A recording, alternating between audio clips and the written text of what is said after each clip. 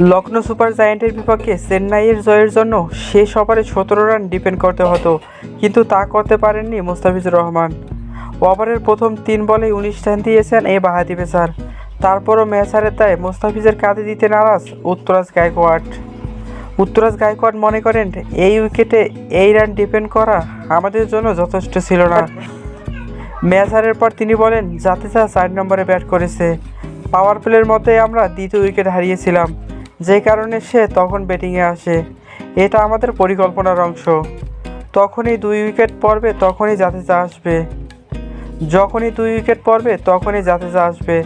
আমি মনে করি এটা যথেষ্ট নয়, তবে তারা যেভাবে ব্যাটিং করেছে তাতে তাদের কৃতিত্ব দিতেই হবে। চেন্নাইয়ের অধিনায়কের মতে, গতকাল চিপাকে যথেষ্ট শিশির ছিল, যার প্রভাব পড়েছে খেলায়। ফিল্ডিংয়ে সমস্যা হয়েছে, একই সঙ্গে স্পিনারদের বল গ্রিপ করতে বেগ পেতে হয়েছে। তিনি বলেন, এই হার হজম করা কঠিন, কিন্তু শেষ পর্যন্ত ভালো খেলেছে লখনৌ। 13 ওভার পর্যন্ত ম্যাচটা আমাদের হাতে ছিল। স্টোনিসকে টুপি খোলা অভিনন্দন। এই ম্যাচে শিশির বড় প্রভাব রেখেছে।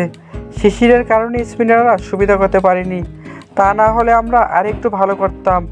কিন্তু এটা খেলারই অংশ, যা আপনার হাতে নেই, তা আপনি নিয়ন্ত্রণ করতে পারবেন না।